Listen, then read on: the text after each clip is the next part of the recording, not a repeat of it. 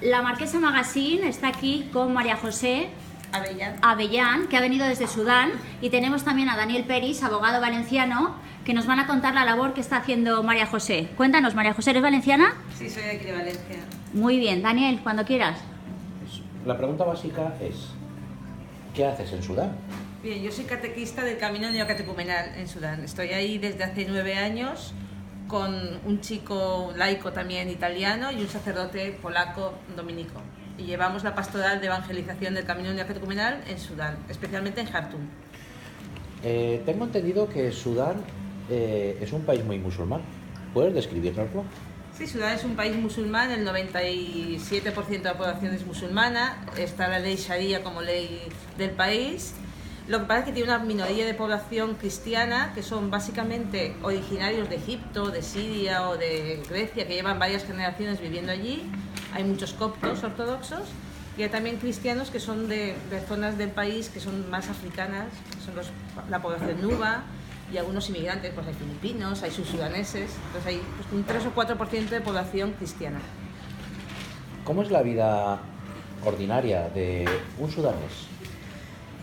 Bueno, claro, como en todos los países, depende un poco del nivel social, ¿no? El Sudán está pasando una crisis bastante importante, económica, y quizá lo que más la gente habla de Sudán es pues es un país donde está el desierto, hace muchísimo calor, y es un país muy pobre, entonces la vida es un poco complicada, ¿no? La mayoría de la población se concentra en Jartum. La gente es bastante religiosa, pero también es una gente muy abierta. A mí me recuerda mucho a Valencia, porque la gente le gusta estar en la calle, se venden buñuelos, se venden antramusos, se venden mazorcas de maíz. Y la gente es muy abierta y muy amable, pero es verdad que tienen desde hace ya unos años mucho sufrimiento. El gobierno es una dictadura islámica y bueno, pues hay zonas del país que están en guerra y esto provoca pues, muchos desplazados, hay muchos campos de refugiados. Aunque es cierto que los años que yo llevo ahí he visto que la ciudad, por ejemplo, la capital se ha transformado bastante.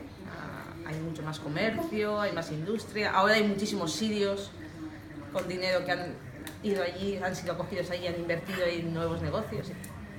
¿Y cómo es la vida normal de un cristiano en Sudán?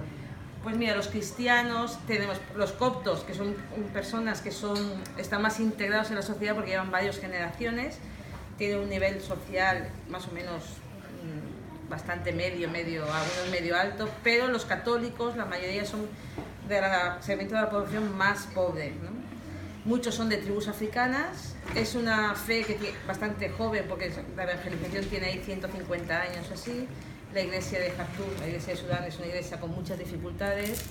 Ahora mismo no se sufre una persecución como tal, ha habido épocas de la historia que sí. Hay bastantes misioneros, el origen de los combonianos es Sudán, entonces ahí hay una fuerte presencia de los sacerdotes combonianos y misioneras combonianas. Y bueno, pues muchos de los sudaneses cristianos, como te decía, son bastante pobres y viven en condiciones muy precarias. Viven casi siempre a las afueras de la capital, en casas que son pues, como chabolas, de barro. Jartum es una ciudad súper extensa, porque como es desierto, se puede construir. Y pues hay muchas casas que son de adobe, no tienen agua, no tienen luz. La iglesia trata de ayudar pues, con las escuelas, por lo menos para que puedan tener formación cristiana, porque si no están obligados a ir a las escuelas del gobierno de allí, son todas islámicas, ¿no? Entonces, uno de los grandes esfuerzos que ha hecho la Iglesia es mantener una red de escuelas que los cristianos puedan estudiar y puedan mantener un poco también su fe. ¿Y por parte de las autoridades hay algún obstáculo en este momento? En estos momentos están un poco más flexibles, pero tenemos ciertos problemas a nivel de permisos, de papeles, de visados y cosas así. Muy bien. Muy bien. Ya está. ¿Y cómo podemos ayudar? Bueno, yo ahora mismo estamos organizando una peregrinación para traer a unos grupos de matrimonios cristianos, de matrimonios que están casados por la Iglesia, a Roma a un encuentro con el Papa. Porque para ellos es importante conocer y poderse relacionar con otras familias cristianas y tener un poco verse reforzados en su fe, ¿no? Hay que viven como minorías y con tanta dificultad. Entonces, pues sí, estábamos buscando un poco de ayuda para ayudar a esta peregrinación con algunos fondos económicos. Vale, pues ahora nos das un número de cuenta o algo donde podamos ayudar. Gracias. Muchísimas gracias. Hasta luego. Gracias, María Gracias José. a ti. Daniel Peris. Pues nada. Gracias. De nada. Gracias.